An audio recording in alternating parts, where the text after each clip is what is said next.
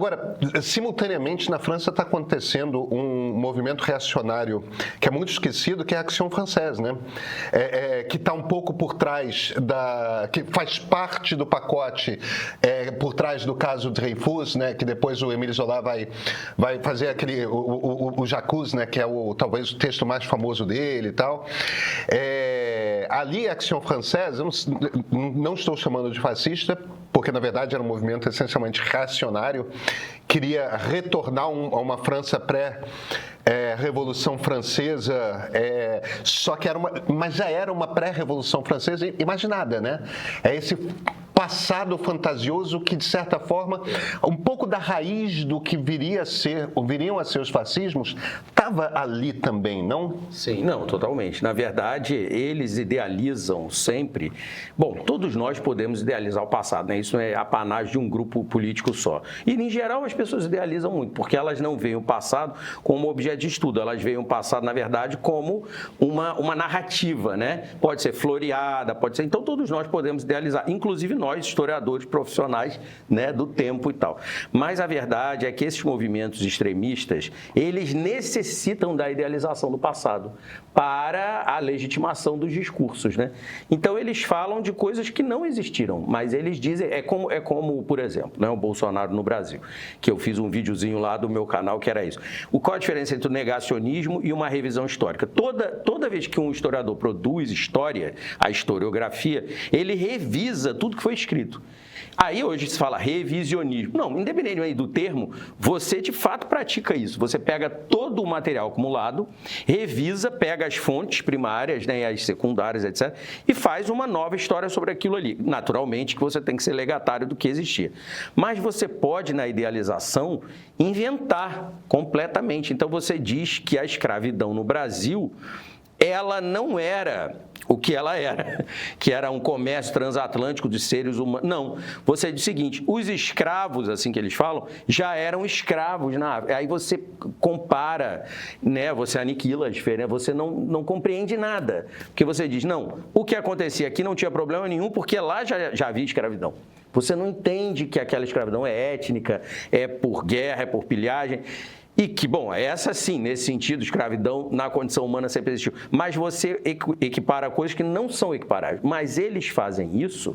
Desculpa, me perdoe ele interromper, só para deixar claro. A diferença, escravidão sempre houve até o finzinho do século XIX na história do mundo. Apenas tem uma coisa nova na escravidão praticada nas Américas, que é o fato de escolhermos um tipo particular de seres humanos que mereciam ser escravos. Quer dizer, não é a escravidão da guerra, não é a escravidão, isso, é o fato de serem negros, é o fato de que passamos a considerar aquele povo em particular inferior e, portanto, podemos escravizá-los, porque são de alguma forma subhumanos.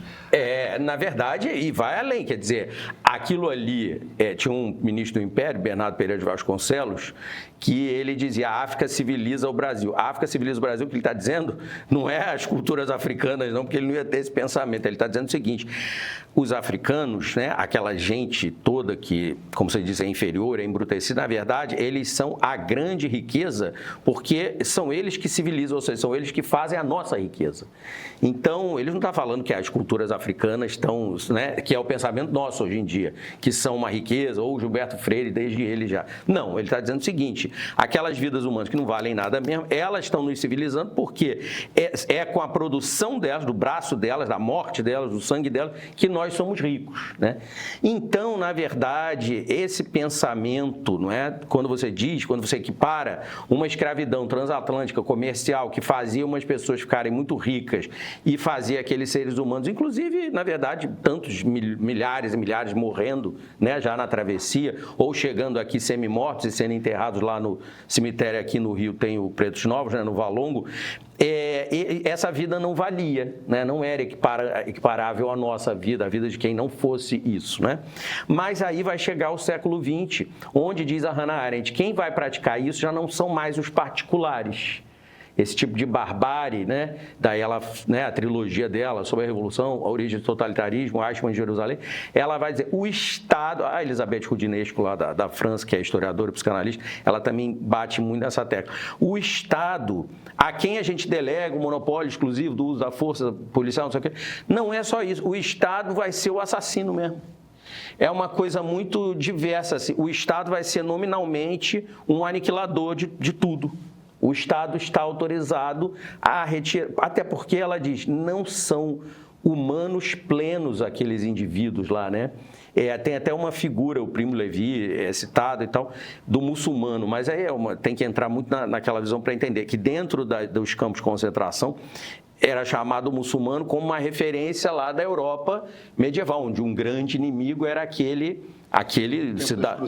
Exatamente. Então você lembra o seguinte, não, o infiel, né? Não é só pagão, é infiel mesmo, é contra a religião correta. E aí você não há problema em aniquilar, pelo contrário, a aniquilação é uma solução necessária. Se você não aniquilar, aquilo ali não perfará o estado completo necessário. Só que aí ela diz, não tem fim. Porque o terror não tem fim, porque ele depende, diz ela, não de matar o inimigo que processualmente foi processado, não. É um inocente mesmo. Tem que morrer uma quantidade significativa de gente constantemente. É a lógica do sacrifício, né? Uhum. Do sacrifício das sociedades ditas primitivas. Você tem que sempre aplacar a ira dos deuses, matando, degolando, e muito sangue escorrendo, porque não tem fim. Porque a purificação não tem. Como é que chega ao fim isso? A cada momento você vai escolher um novo grupo. Exatamente. Que vai, sabe, vai chegar ao ponto paradoxal que seja da música do Pink Floyd. Aquele ali tem espinhas, eu não fui com a cara dele. Exatamente. Tem ali um fazendo isso. Se dependesse de mim, matava vocês todos. Você vai escolhendo grupos. Você precisa de um novo grupo, de um novo holocausto. Exatamente. Um novo não holocausto no sentido do holocausto nazista, mas de um novo cordeiro a ser oferecido em holocausto aos deuses. Exatamente. Não há solução, né? Deixa eu voltar para o fascismo. Tem um artigo que me impressionou muito. O meu autor favorito sobre fascismo, na internet as pessoas gostam muito de citar aquele livrinho do Umberto Eco, O Fascismo Eterno, que na verdade é um livrinho porque foi publicado originalmente na forma de um artigo que ele escreveu um pouco com memórias da infância dele, porque ele foi um menino na Itália fascista, e como todas as coisas do Eco, é profundamente culto, é muito gostoso de ler, porque ele escreve sobre os temas mais sofisticados com uma leveza absurda, mas ao mesmo tempo não é nem de perto a melhor leitura que você pode fazer sobre o fascismo, porque o próprio Eco escreveu aquilo com certo desprendimento. Ele não se prestou a escrever um livro sobre o fascismo, ele se prestou a escrever um artigo sobre o fascismo com muito das impressões que ele trazia da infância, das impressões que ele trouxe ao longo da vida, juntando com os cacos de muita e profunda cultura que ele tem. Não é um livro sólido sobre o fascismo. O meu favorito é um livro chamado, de um historiador americano, que ainda está vivo, muito velhinho, próximo de 100 anos, se chama Robert Paxton. O Paxton escreveu um livro que se chama A Anatomia do Fascismo. Ele existe publicado em português. E o Paxton, embora americano, ele é um cara que, por exemplo, nos anos 90, a França entrou num período que a gente precisa fazer as últimas condenações do período de Vichy, que é do período em que a França foi fascista. E ele meio que virou uma das testemunhas chaves que o papel dele era chegar na corte e explicar o que o fascista era, para que os advogados, a partir daí, pudessem, com aqueles velhinhos que eram os últimos a serem condenados por crimes de guerra, durante o período do regime de Vichy. O regime de Vichy acontece porque quando os nazistas invadem a França, a capital francesa é transferida para a cidade de Vichy e lá se dá um regime, que é o do Marechal Pétain, que é um regime fascista francês, né? E o Paxton explicava o que era fascismo, e aí os advogados pegavam aquela pessoa e falavam, olha aqui, as ações dele, as crenças dele, o que ele escreveu no tempo, o que ele fez a partir daí. Ele era essa figura-chave. E ele passou o primeiro mandato do presidente Donald Trump dizendo que Donald Trump não configurava um fascista. No dia de 6 de janeiro, quando houve a invasão do Capitólio, ele escreve um artigo para a revista Time, depois ele é entrevistado pelo New York Times por conta desse artigo, e ele se vira e fala, olha, eu mudei de ideia, Donald Trump é um fascista, porque se ele é um líder que inspira uma milícia de cidadãos que partem contra as instituições da democracia liberal, eu acho que completa os itens essenciais que formam um sistema, algo que você pode chamar de fascismo. Grita bingo. Grita bingo, por assim dizer. E o que o Paxson não é um dos caras que fala, ele não é o único a falar isso, mas é um troço interessante, que o fascismo não é uma ideologia. O conservadorismo é uma ideologia, o liberalismo é uma ideologia, o socialismo é uma ideologia. Quer dizer, um conjunto de ideias a partir das quais você compreende o mundo, a partir das quais você interpreta como funciona o mundo. São visões distintas, com suas qualidades, com seus defeitos, mas é um conjunto de ideias através dos quais você compreende o mundo. O fascismo não tem esse conjunto, por isso que, inclusive, fica muito esse debate, é fascista, não é? Porque você não tem um conjunto de ideias completo. Não tem. É por isso que Salazar não é a mesma coisa que Franco, que não é a mesma coisa que Mussolini, que não é a mesma coisa que Hitler. Agora, existem características, porque o fascismo é um ritual político. É um jeito meio teatral de você fazer política. E você junta essa coisa meio de sociedades tribais, que é essa coisa dos ritos mesmo, tudo é muito ritualizado, que é o tipo da coisa que a gente pode esperar dentro de uma igreja, mas não necessariamente na prática da política. É muito ritualizado e tem um conjunto de ideias e de rituais que acompanham esse processo de fascistização. Um deles é sempre nacionalista. É sempre nacionalista. E esse nacionalismo é sempre calcado, como a gente estava conversando, num ideal de passado. Não é a história do passado, mas é um passado idealizado de quando fomos heróis. E a partir daí ele conta uma história em que, olha como nós, como povo, fomos heróis. Fomos grandes e aí entramos em decadência e hoje estamos nessa decadência e precisamos retornar ao que fomos naquele passado para recuperar a grandeza que é inerente ao nosso povo.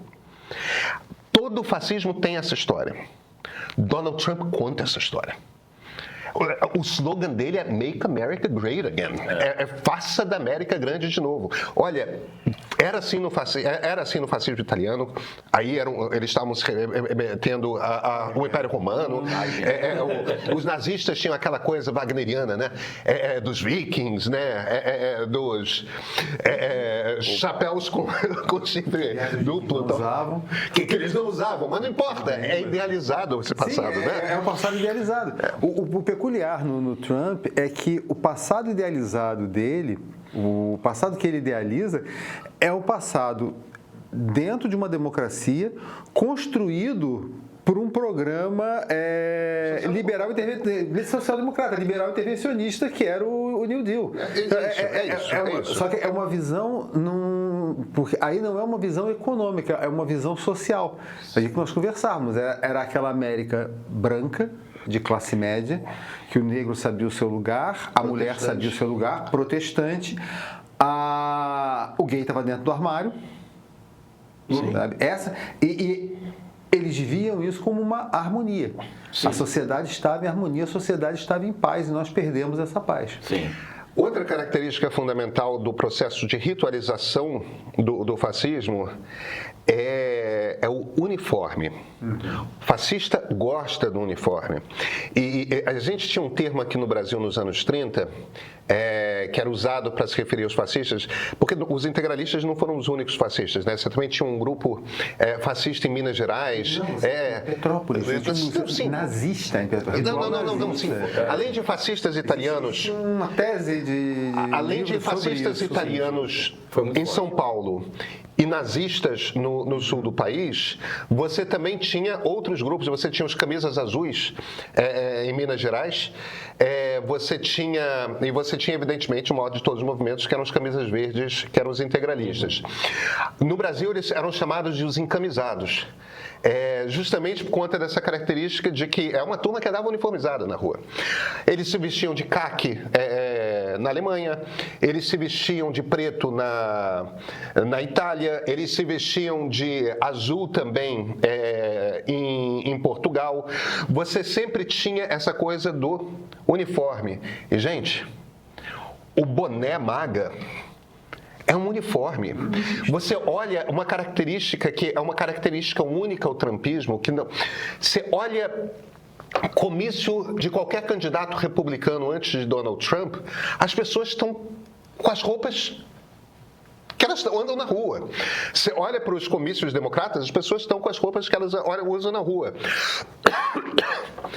Os comícios do Trump é sempre com boné MAGA e com as roupas, com as cores americanas. Todo mundo está vestido com as cores americanas. Quer dizer, tem aquela coisa de você, através da roupa, precisa olhar para o outro e falar: somos iguais. Estamos fazendo... A camisa da seleção brasileira é o mesmo código que o bolsonarismo usa aqui. Os fascismos precisam desse marco de identidade visual que leva a essa ideia de igualdade a qual você estava se referindo. E a violência física, o ato de as pessoas quase que espontaneamente, por conta daquele movimento, se organizarem em milícias para praticar violência contra outros grupos políticos ou contra o próprio Estado, quando o Estado não está ainda dominado. Então, de novo, o 8 de janeiro brasileiro é um ato fascista. Sem dúvida. É um ato fascista.